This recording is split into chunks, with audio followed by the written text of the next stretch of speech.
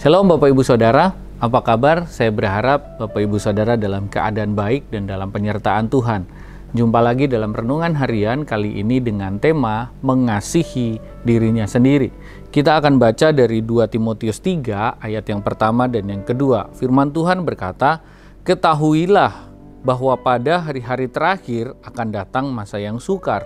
Manusia akan mencintai dirinya sendiri dan menjadi hamba uang. Mereka akan membual dan menyombongkan diri.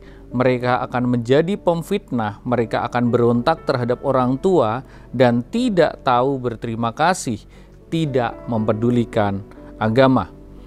Ya, di era postmodern ini mencintai diri sendiri seringkali dilegitimasi dengan kalimat-kalimat yang terlihat benar. Sebagai contoh, kita menggunakan kalimat mental health atau kesehatan mental. Dengan dalih mental health atau kesehatan mental tadi, maka kalimat yang berikutnya muncul. Kita perlu me time, kita perlu healing, kita perlu self-love dan mengapresiasi diri. Kalimat-kalimat ini seolah-olah terdengar biasa di telinga kita di zaman sekarang ini.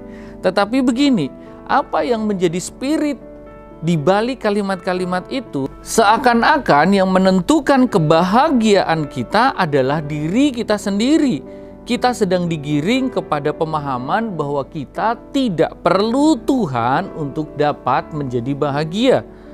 Yang perlu kita lakukan adalah cintai dirimu sendiri, itu sudah cukup. Namun, apakah ini benar?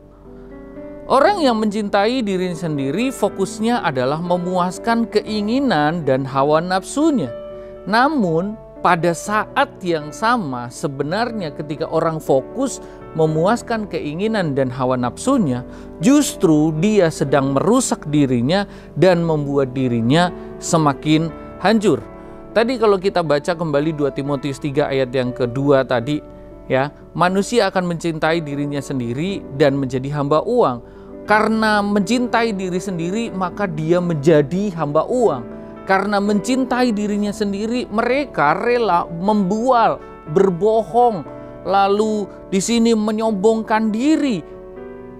Mereka bahkan rela menjadi pemfitnah, mereka rela melakukan pemberontakan terhadap orang tua, terhadap otoritas, dan mereka tidak tahu berterima kasih, bahkan tidak mempedulikan agama sekalipun. Itu semua terjadi karena apa? Karena fokusnya adalah mengasihi dirinya sendiri, mencintai dirinya sendiri.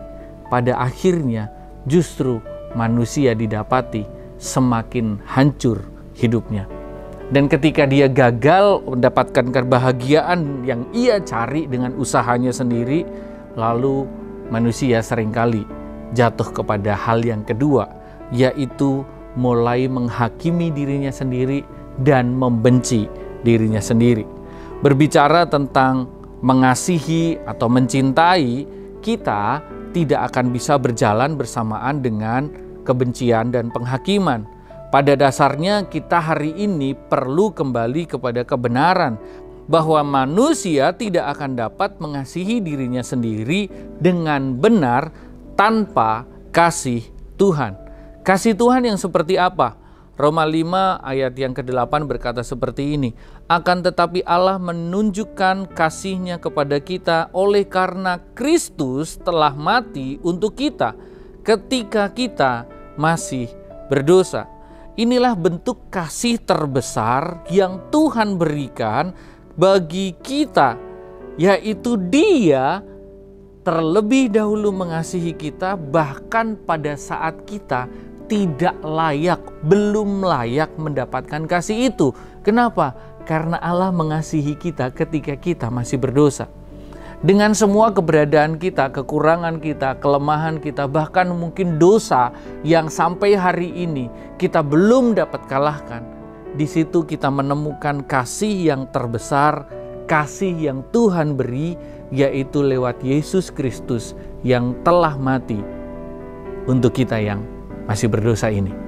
Inilah kasih terbesar, inilah kasih terbaik yang kita perlukan.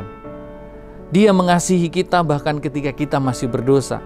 Di dalam Kristus kita dicintai sepenuhnya dan kasih-Nya cukup untuk memuaskan dahaga jiwa kita yang haus akan dicintai, yang haus akan dikasihi. Semuanya sudah dicukupkan lewat kasih Kristus yang telah mati bagi kita. Sehingga kita tidak perlu lagi fokus untuk mencintai diri kita sendiri, tetapi justru kita menyatakan kasih Allah yang terlebih dahulu mengasihi kita. Tim Keller pernah berkata seperti ini, di dalam diri kita sebenarnya lebih berdosa dan bersalah daripada yang kita bayangkan. Namun kabar baiknya, pada saat yang sama, di dalam Yesus Kristus, kita lebih dikasihi dan diterima daripada yang kita harapkan. Kristus telah menebus kita. Kristus telah mengasihi kita dengan kasih terbaik, kasih terbesar, yaitu kematiannya, nyawanya diserahkan untuk menggantikan kita, untuk menebus kita. Bahkan Dia rela menjadi dosa untuk menanggung dosa kita. Itulah kasih terbesar yang kita perlukan. So, berhentilah untuk fokus mencintai dirinya sendiri, untuk fokus mengasihi diri kita sendiri, karena ternyata kasih terbesar sudah kita terima di dalam Kristus Yesus. Immanuel.